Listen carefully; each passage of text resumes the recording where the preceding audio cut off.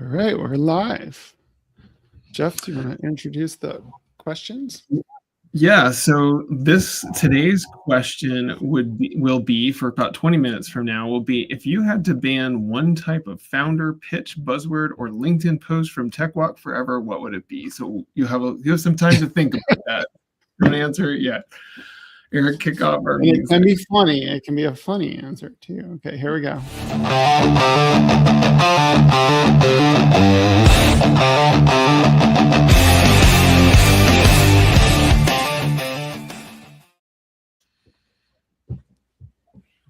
Oh, Elena, you're on mute. I am on mute. Hello. Let's try it again. Hello, everybody. This is episode 95 of Twinning Strategy Podcast and the last one for this year. So happy holidays. A very holiday appropriate subject about community and togetherness and movement. And the topic is community as a catalyst for business growth. And with that, I would love to introduce Christine Ferrier-Rosemin and Janet Alicea from TechWalk. Christine is a founder of TechWalk. Janet is a New Jersey chapter director. And welcome, Christine. Welcome, Janet. What is on your mind? Thank you, Elena, for the very warm welcome, and really delighted to be here. What's on my mind when I think about community as a catalyst for business drivers? Something I was thinking about today, and what really popped up for me is that I know there's a lot of talk about that right now, but I don't feel like community as a catalyst for business driver is a new concept by any means whatsoever. I feel like, in fact, that's been the basis and the crux for the development of business since time immemorial. And the example that came to mind for me is a commodities exchange. And I'll tell you why, because that was working at a commodities exchange was one of my first jobs when I graduated from graduate school.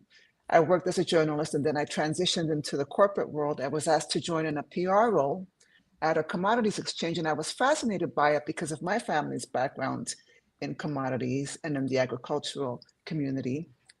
And I realized that really the agricultural community is a pivotal part of what envelops a commodities exchange. There are these coffee growers in a particular area, and they come together and they try to set a price for what they would like to charge for their product. And then they speak to various stakeholders. And like I said, it becomes a market where they buy and trade and sell. And it's really at its crux, a community. So I feel like all of this talk currently about community as a business driver is really key and important, but I also feel like if we go back and look at the concept of community, it's always been at the heart of driving business. Yeah, thank you for that, Janet, and thank you all for the invitation to participate in this conversation. One of the things that I've been thinking about with community is actually the tension that exists between community and business growth, right? So just to give a little bit of a background on TechWalk, we are a networking community for tech and SaaS professionals. It's about 2 years old. I started this community when my own network was sort of in shambles, and I wanted to figure out a way to bring consistency and meaning to, the relationships that I had outside of the place where I actually worked. And so when I was thinking about this community, I didn't want to charge for the walks. I felt like, who's going to pay for a walk? Walking is inherently free. And then number two, if someone asks for a refund because either they don't come to the walk or it was bad weather or whatever, they didn't have a good conversation, I was like, I'm just going to go nuts if someone asks for a $5 refund for a walk, right? So TechWalk is still free for people to sign up and participate. We do offer the opportunity for companies that are aligned with our mission and our vision to sponsor our walks. And as we continue to grow and our footprint expands, I think, there's probably some brands out there that would love to get in front of 12,000 tech professionals and, be able to attend one of our walks in one of our 10 plus cities, and to meet their potential customers. But there's still this tension for me of how much will TechWalk change when we start to commercialize it more? And how can I actually protect what we've built up to this point, which is the very meaningful relationships that have developed when people walk together week after week after week. I see some TechWalk people more than I see, my close friends that I've known forever. And the reason being is that we have a set time in New York City every Friday at 9 a.m. And I know I'm going to see Ben, or I know I'm going to see Libby or Alex or one of those folks. And then the people who actually run TechWalk, we're all in a WhatsApp group together. We're bouncing ideas off of each other. We're sharing job recommendations. We had a conversation in our WhatsApp group today just to understand what's all the AI tech that people are using for different things. I just feel like after having been in business and in marketing for so long, when we get to the point where it's like, all right, Janet, report on your sponsorship numbers and your month over month growth, and it's going to change the dynamic.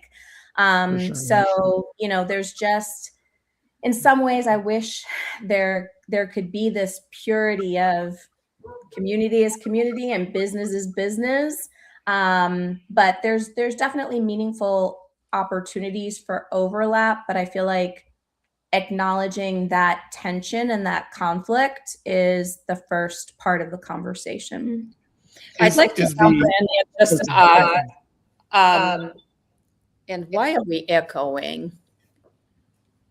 And Jeff, you're on mute. We've got an echo, all sorts of things. Guys are like weird tech. Let's make sure that everybody has YouTube turned off so we don't Jack went for a walk.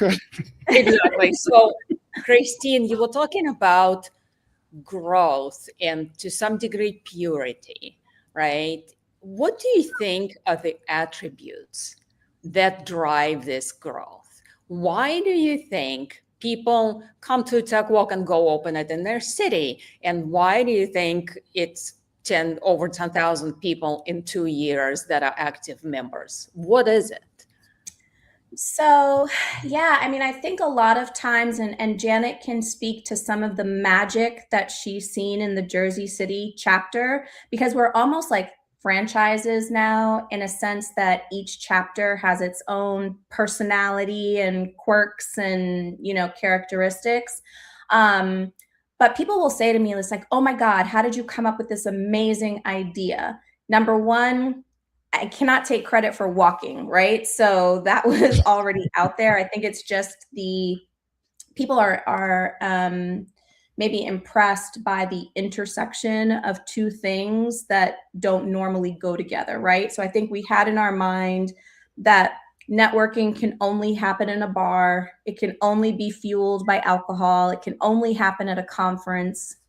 But my husband and I had walked a lot during the pandemic, and it was a great way for us to get out of our Harlem apartment, and kind of like release the pressure valve between whatever happened to be going on in our lives at the time. You come back from that walk, you feel better, you're refreshed, you've gotten oxygen to your brain, you've been walking side by side with this person, and whatever tension started at the beginning of that, that walk was gone by the end. And so we've got a lot of almost like cheat codes working on our behalf. Movement, there's a bunch of science and neuroscience behind what happens when you move and you walk, and how anxiety can come out of your body and how you're able to bond with people in these sorts of situations. We've got fresh air, we've got grass, we've got, the cute squirrels in Central Park. And I think there's also just this idea of when I walk side by side with someone and I have a conversation, there's less of this tension than if I was just sitting across from them. And so, as I've moved through some of the TechWalk conversations and I get to overhear some things, people are solving coding problems in real time. They're talking about, similarities perhaps in their job search. The other thing is you don't know who you're going to meet on a TechWalk, right? We don't do any of that actual pairing in advance. So the conversations can be driven by whatever you learn about that person. Maybe you're both wearing coats from the same Antarctica cruise that you went on, which actually happened, or you find out that someone is in HR or they're an engineer, and you finally feel like, I'm walking with this person. There's been a question on my mind. They don't know me. I don't really know them. I feel safe to ask. And so a lot of dialogue starts that way. I think the other thing is that we've had some people very early on who joined TechWalk, really loved it, and have become very regular participants.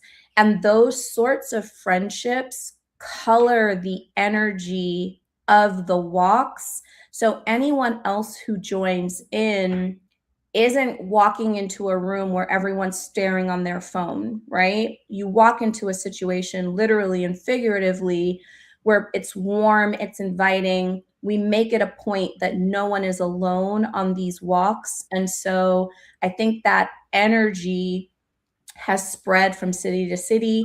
We've spent no money on advertising. It's very much word of mouth. And so the people that participate and enjoy it have been our biggest ambassadors. And then we started to put other flywheels into effect, like we have a newsletter that we send out that brings people together. We have very regular programming so people know they can sign up for it. And so I think that has fueled a lot of our growth. So I'm curious to see whether I would add a little bit just more to that, if you don't mind. Just in Jersey City, just to echo what Christine said, I do see a lot of people just sort of wanting to come out of the woodwork after COVID. We get a lot of people that spend too much time behind the screen. That's what they say. And they want an opportunity to meet other people, but some of the more traditional ways of networking, being at a bar, or being at a trade show, or other types of meetups may not feel comfortable to them because a lot of people feel like they spend so much time by themselves that they had to kind of learn how to be sort of social again. So getting out from behind that screen. I think there's also one of the topics that we covered on a Jersey City Tech Walk was the loneliness Tech Walk. There's a lot of people that feel just very isolated, and they feel a little bit of shame around that. And I think that TechWalk provides a great opportunity for people to be able to kind of start to expand their networking and get to meet people in a way that isn't very challenging, in a way that is just very low key. Get outside, go for a walk, see who you talk to, see what comes up. Sometimes we provide icebreakers. The theme is usually an icebreaker like Loneliness Tech Walk, or in January, we're going to do here in Jersey City, Productivity Tech to kick off the new year. But the conversation goes in lots of different directions, but there's just this overall sense of wanting to connect more with people, but not always knowing how to say it. And TechWalk provides a channel for that. I think it's really interesting that you've sort of solved a problem that I find at networking events, which is that it's often just really loud, and it's hard to carry on a conversation that you've never, with somebody you don't really know, you've never met before, you barely know, whatever, when there's just a lot of like sort of ambient noise and whatever. And so it's been interesting to me like recently I've been on a couple of, sort of virtual networking events, and the breakout rooms are always, a fun way of, solving that problem, because, it's just you and one or two other people and you get a chance to meet each other, whatever. But it's interesting that you have found a way to do that sort of outside of the, technology, where you're like actually a human being and you can actually hear each other. So I like that. I think that's really interesting solution. Yeah, I mean, I think I've solved for a lot of my own quirks with TechWalk. Number one, I'm introverted, right? Number two, I can be very awkward. So having to like summon the courage to walk into a bar in a room, especially in tech, where a lot of people might not look like me, right? And then to just walk up to them and to start a conversation could feel very intimidating. And so our walks are gamified. There's the opportunity, you're not going to, God forbid it should happen, you're not going to get stuck in a bad conversation very long because we're switching walking partners. We've created now, like as communities grow up, community guidelines and codes of conduct to make sure that everyone feels safe. And so I've solved for a lot of the pain points that I had. And the other thing is that, and I wrestle with this a lot because you mentioned Zoom, we actually don't have a place, we don't have a digital offering, right? Mm-hmm. Your only way to get involved in a tech walk is to actually come to a walk. You can read the newsletter, you can see our posts on LinkedIn. But I also feel like on these walks, people are on pretty good behavior, right? There's none of this, I'm separated, I've got this digital wall where I can say anything I want or behave any way that I want. I think, some rules of civility and good behavior come into play, and that has helped us a lot as well.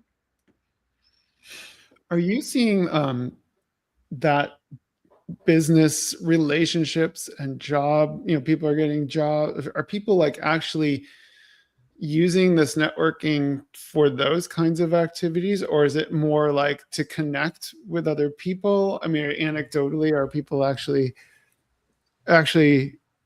driving business and hiring, or is it more of a connection?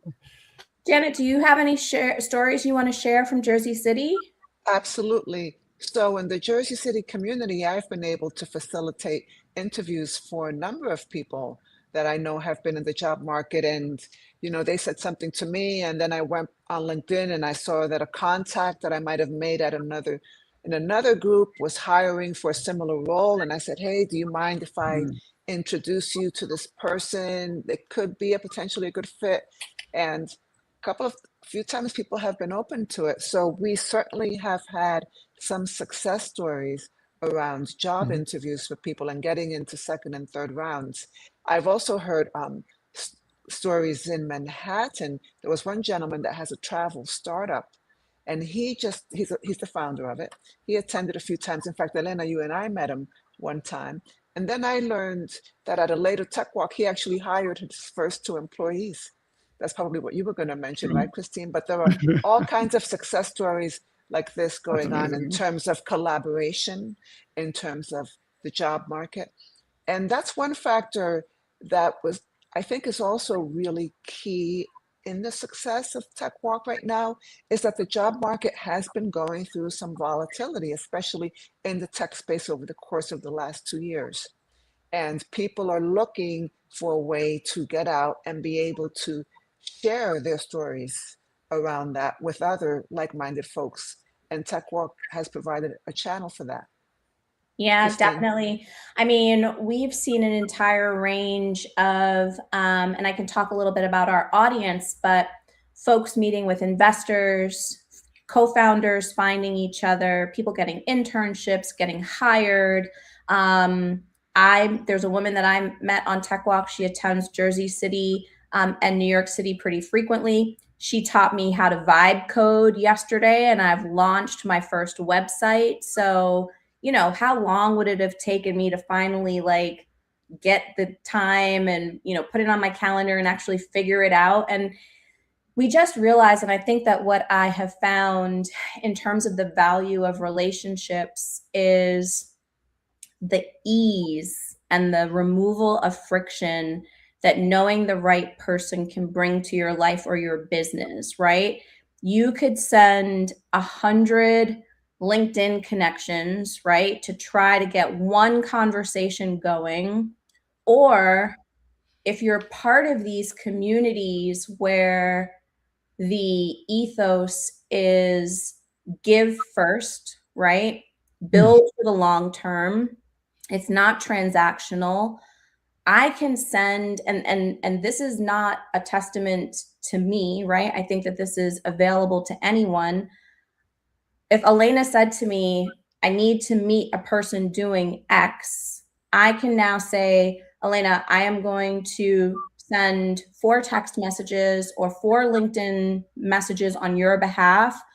Whether or not the person responds, that's on them, because people are busy, so forth and so on. But it's much easier than you having to try to start those conversations cold, right? The person not knowing your motivation, they've got a lot of competing asks, right, in their world. But especially if I can say, Elena's a member of the TechWalk community, or I know Janet has access to such and such, she can help you with that conversation. The speed at which business can get done and these conversations can be facilitated is so much faster. What is your vision of where this is all going? Oh, Jeff, the hard questions. What's it called? The gotcha journalism? No. I mean, I'm just curious. Where do you have sort of a vision, or is it just I want to see how it evolves, or how are you thinking about it? It's a question that I've wrestled with for quite some time. So the easy answer right off the bat was that we could bring in sponsors for our events for any number of things, right? And those sponsors would pay essentially for the value of renting our community, because building community from scratch takes a lot of time, takes a lot of effort, and it takes a lot of resources, right? Mostly it takes time. And so we have what I would now consider ready-made audiences. And because our community is very general, it is diffuse in that manner, but there are pockets. There are pockets of investors. There are pockets of product managers. There are pockets of go-to-market experts like Janet and others within the org. So you might not get access to 12,000 of the exact person that you're trying to meet, but maybe we can get you 500, right? Or 1,000. And so sponsorships is the easy answer. But I think sponsorships first came to me as like the main idea, just based on my background in marketing. What I have been continually impressed by now is actually the generosity and the engagement of the TechWalk community. And when you've got that generosity and engagement, that opens up an entire world of new possibilities, because people want to support each other, not only with their money, but with their time, their education, their background, their resources. And so now I'm thinking bigger picture, could we be a venture studio that supports founders in our community with building their initiatives? Could we be a venture capital company, a venture capital firm where we're funding members in the community to build their thing? So I think there's a lot more opportunity now. Could we be a data provider? Because we've got 12,000 people who are filling out polls in our newsletter each week. So a great way to do market research and get the pulse of what people are thinking. I think 2026 is going to be a year for us of continued growth in terms of new chapters, which continually, feeds this community machine. And then from there, I'll be working with folks like Janet and others in the community to help us figure out what's next and how they would like to continue to be involved. I mean, our chapter director in Silicon Valley, Rupa, led over 40 walks last year, right? And so I think there's this idea, at least for me, how do we keep it fresh? How do we keep it interesting? There are some people who just want to walk every week, and that's great. But for people who do want to do more and contribute more, what opportunities can we provide for them? Well, before we run out of time, I want to bring up that question that I brought up at the very beginning from ChatGPT, which was, if you had to ban one type of founder pitch, buzzword, or LinkedIn post from TechWalk forever, what would it be? I have one. Yeah, Oh. are you ready? I don't know. And this is going to be controversial, but I'm just going to go for it. I'm going to ban ROI. Can somebody come up with another way to say ROI? I just feel like every pitch revolves around that, as it should in a way, but there's got to be another way to position something that isn't just around the straight up numbers. Yeah. Well, or think of ROI in a broader sense, right? It doesn't have to just be about the numbers. ROI can also be how much you're giving back to the community, how much you're enhancing people's lives, right? It doesn't have to just be shareholder return on investment, which is, I think, something that we've ended up kind of getting too focused on in this world.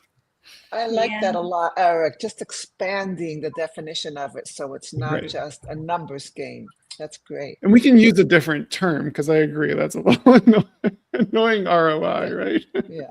Yeah. I mean, what I can share is along those lines, but not necessarily anything that I would ban at this point. Look, our community is not for everyone. I've had people join the walk who thought that I was an investor and they were going to come and pitch and I was going to, fund their startup right away. This gentleman made sure that he raced, to talk to me. He was my first walking partner. He launched right into his pitch, asked me what I thought, and then was disappointed and left the walk, right? Like mid-walk, just left. It was basically like, this is a waste of my time.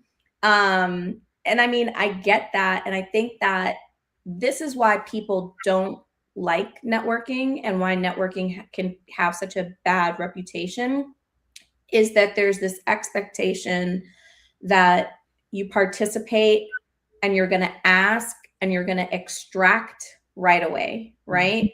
Versus thinking, I'm going to show up, I'm making an investment, I'm leading with curiosity and generosity, and I'll see what happens from there. So, it's not all sunshine and puppies and babies at TechWalk. Sometimes it is, but there's also folks where, they're looking for more of a surefire or ROI guaranteed use of their time. And, I wish them the best of luck in finding that, but that's not what we are. They're looking for a shortcut, right? And you're going on the walk. They're looking for a shortcut. They're looking for a transaction. And I think, and I've attended a number of tech walks in the city and also in Jersey City, where I'm a happy resident and participant. This is truly a community and the relationship. And it is an investment that might pay out tomorrow, but might pay out 10 years from now, because you are investing in your professional network and sphere of relationships. And I mean, I see this, even my participation in this conversation today is a win, right? This is the kind of beauty that can happen when, I mean, I don't think this is a paid engagement. You guys let me know if there's any. Yes, but no. But it's just, I'm happy to participate. I'm happy for the opportunity. I fully expect that someone will watch this. They'll get curious. they'll reach out to me, they'll want to connect, they'll want to go on a walk, they'll connect with Janet. Yep. And, step by step, ripple by ripple, you see the benefits of these like micro investments that we're making. And, Elena could reach out to me and say, I want to show you my app, or can you read something, or can I connect with you with someone? And that answer is going to be yes, right? And it's just more difficult in, I think, other transactional relationships. Yes, one of our viewers has posted in the comments, and sort of jumping back to the comment about shortcuts, that shortcut doesn't exist is what they said, right? And I think that's right. That's And can I tell you all right right now, I'm looking at some of these comments. These folks are involved with TechWalk, right? So Yeah. we've got a built-in audience, built-in viewership. So thank you, Ben and Crystal. But Yes, And I would just, thank you, I just Ben think and it's Crystal. interesting. I think it's interesting that you brought up the sort of parallels between our podcast and your walk, because similar to what you're saying, it's like this is all about the relationship. If we talk to our guests for years after we had them on the podcast, and it's really about, as you said, like Elena, the long-term investment. So I hadn't really made the connection that we're like, fellow travelers in that sense of like building connections. But I think it's really valuable. The other thought I had was I should just go to these tech walks because I need to walk. And then this will be something to do That's while right. I'm walking. And then maybe it turns into a good. That's Yeah. absolutely right. You get your steps in right Get my before steps. right by 10 a.m. You are done. You've done your steps, you've done your networking, you're good to go on to your day. What I will say though is that someone said to me, they were like, "Oh, you must not have to go to the gym because of all these tech walks." And I was like, that is absolutely not the case. I've like plateaued at this point. I could walk forever and I would still have to, go to the gym and do something else. But I do think that what I have found is that the people who participate in TechWalk more regularly do seem to be just, good people. And we try to stay away from like-minded. I personally don't use that phrase anymore because my networks already had put me in, orbit of like-minded individuals, right? What I needed were different perspectives, diverse perspectives, people who have access to information, networks, experience, talent that I don't have. So I think the common denominator, if there's anything like-minded about us, is more people that are, willing to take a chance on a new networking activity, right? Like walking, don't mind having a conversation potentially with a stranger. In that way, we're similar, and that might speak to, other characteristics of just open-mindedness, etc. But if you're coming to a tech walk and thinking that it's going to be, your usual tech suspects, that's normally what you will actually not find at a tech walk. Yes, and I would agree, and also follow up with the word that we haven't used here to describe a tech walk is that we are truly inclusive. And by that, we mean everyone is welcome in terms of skill sets, and you just have no idea who you might end up talking to and what you might learn about developing software code, like vibe coding, for example. I mean, what you said, Christine, and I know the woman that helped me with that. It's just an opportunity to really not only expand people that you know, but your knowledge base. Yeah. And Kimberly Langley, I see her in the comments also. So if you need help with your vibe coding, reach out to her. But I would say, what's also been interesting is I think people now when they come to the walks and they feel like, oh, I'm going to talk to Christine, or I'm going to talk to one of the other chapter directors, and I'm going to get something, right? I'm going to benefit from the conversation with them. I actually benefit so much from the people that I chat with and the people that I'm able to learn from, because I think when you're closed-minded and you just only talk to a certain sort of person, only get your information from one place, it's so limiting in your ability to figure out next steps, try new things. You're just going to kind of always do what you've always done. And so I appreciate our community for the diversity of tenure, area of tech, perspective, socioeconomic, neuro spectrums, you name it, because I find myself learning so much on every single walk. Awesome. Well, this is so exciting what you guys are doing. I'm really impressed with how far you've come in such a short time.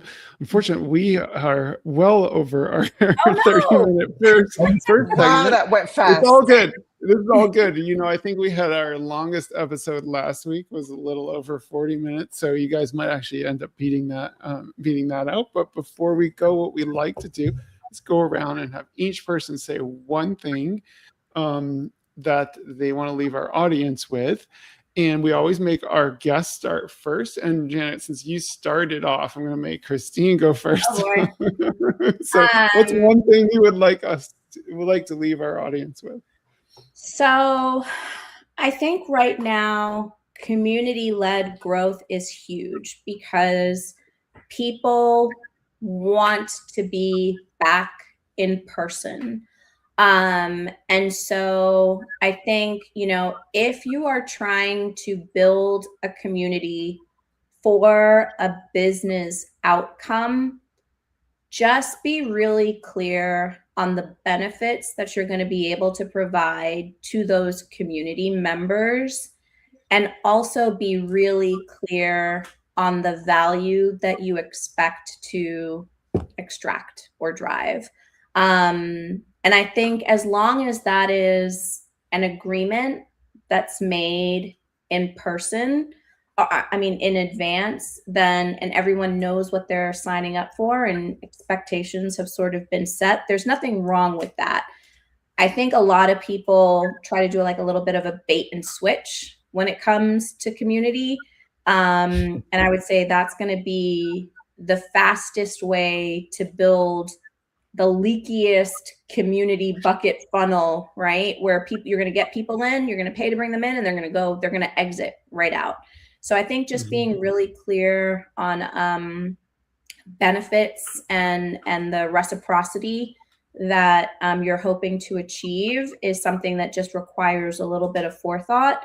And I'm happy to chat with people about what I've learned, not only with TechWalk, but in my professional roles as well. Awesome. Janet, would you like to jump in with your one thing?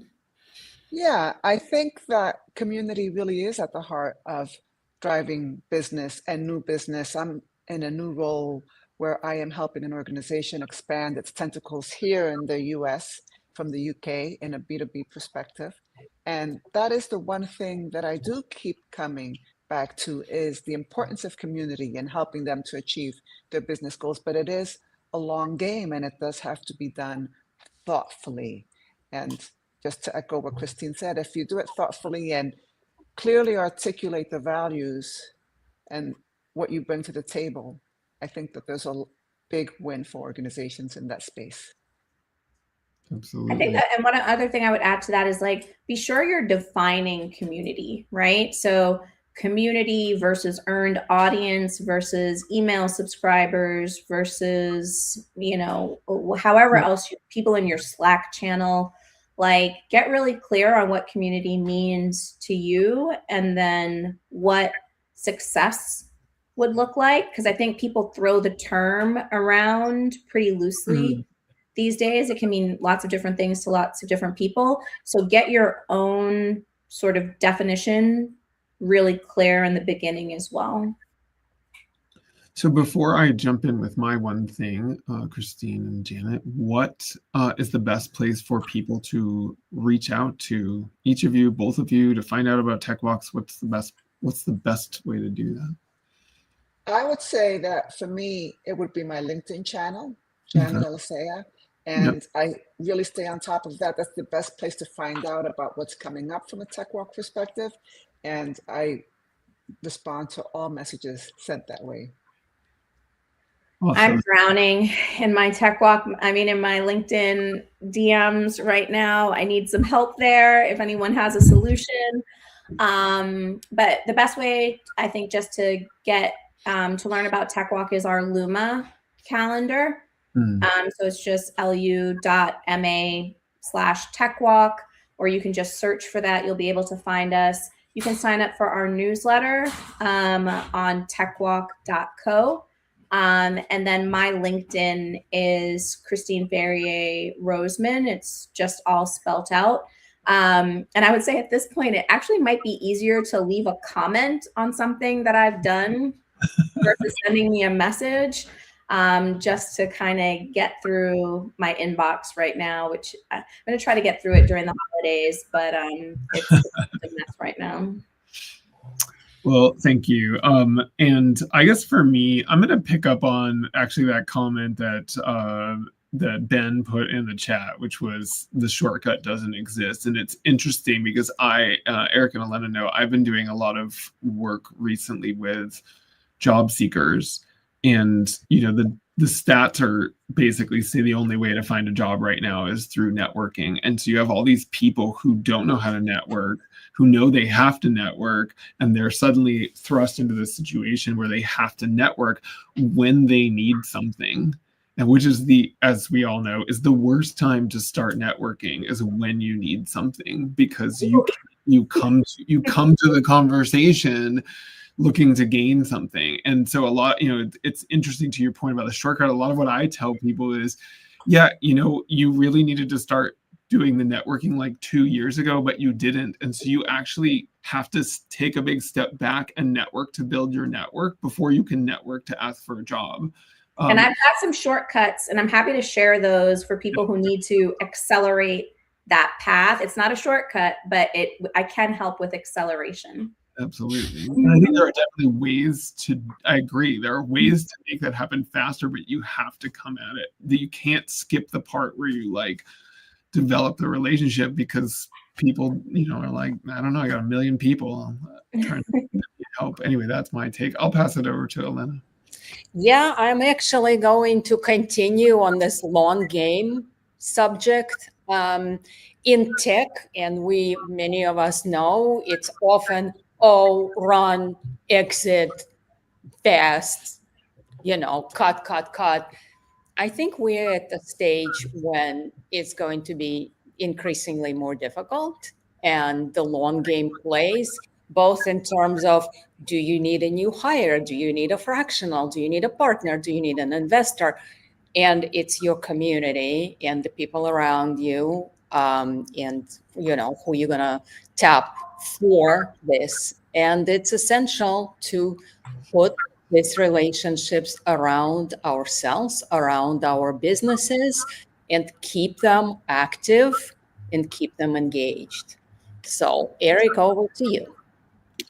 Yeah, so I love them. I actually have two things I want to say. Sometimes because I get to go last, I throw in a second one. But this concept of community that you all are talking about, the notion of starting from generosity, bringing authenticity, building that trust. These are all messages that we're always talking about, and it sounds like you have found a really interesting way of kind of getting that community started, and that's just really commendable, and it's great to watch, to hear about, and we're going to be watching closely to see how things develop. My second thing is, I think it's really interesting, this corporate sponsor direction that you're you're going, how do you bring that in? How do you maintain that authenticity while you're bringing that in? But I think there's a lot of really interesting ways that companies might be willing to tap into the community. But to your point, I think it's really important that they understand that they're partners with you, not, just selling people stuff to sell. You have to get the right sponsors. And I think that's an interesting challenge and exciting challenge for you all for 2026. So I will say the sponsors that we've had so far, and I think some of these early takers were already of the mind that this is something that would be interesting to them. I will also say that TechWalk community members have been easily influenced by coffee, pastries, and not ice cream. What's the other one? Gelato. You'd be really impressed to see how many demos and conversations people will sit through when gelato is involved. So especially in the summer. So we'll leave that as a free bit of B2B marketing advice. It could be one of your walk themes, the influence of gelato on business success. Gelato tech. I want to thank you both for joining us. Fantastic what you guys are doing. Great episode. Thank you for joining us, and we look forward to hearing from you all about all of your successes and continued success with TechWalk. Thank you so much. Thank you. You.